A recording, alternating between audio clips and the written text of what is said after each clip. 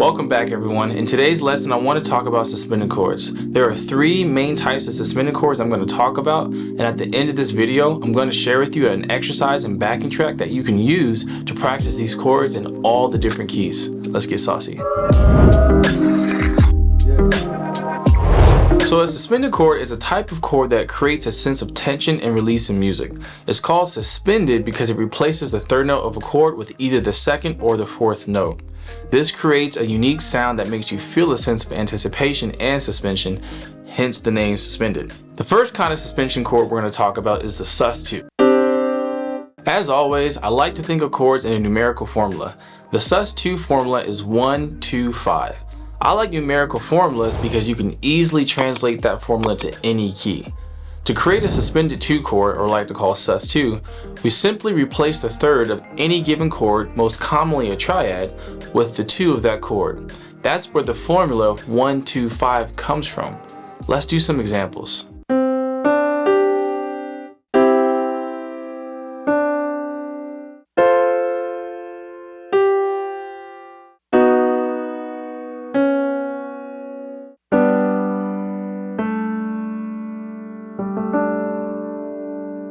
Next up is the sus4 chord.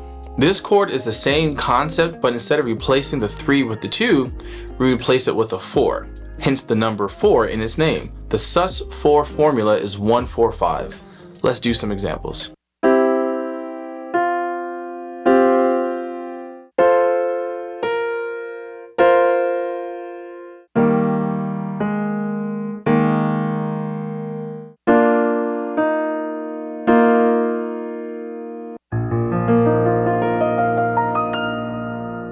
There is a song called Great Are You Lord, and it features both of these chords in the bridge section. It sounds like this.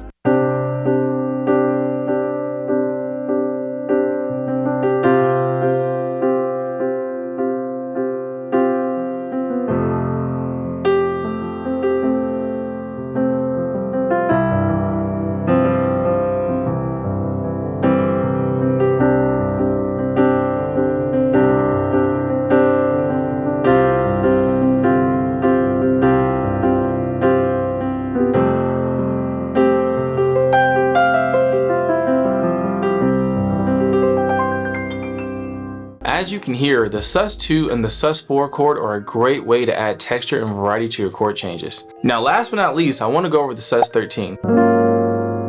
This chord is extremely popular in the R&B, gospel, and soul side of music. You'll hear it in Michael Jackson tunes,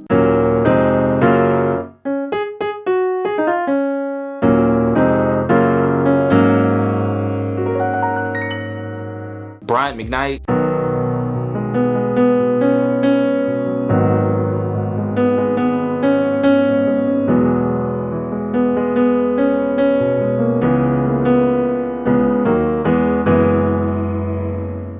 Bruno Mars,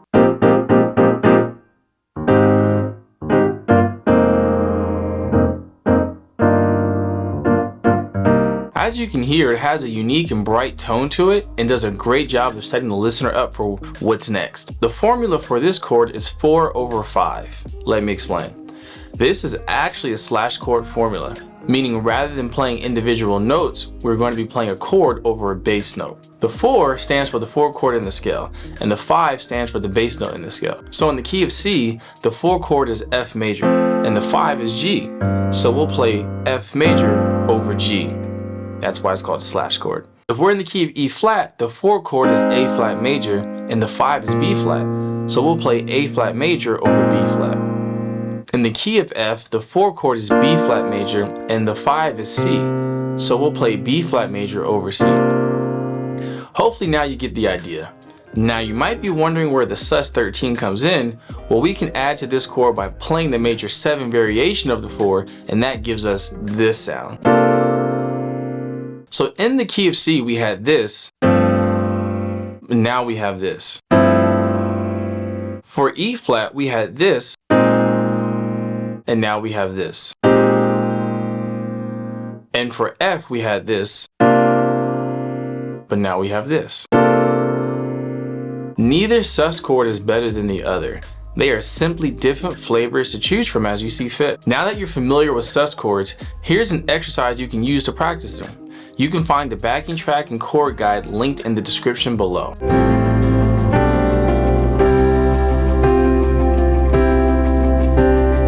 Now switch up to modulates to the 5, to the next key.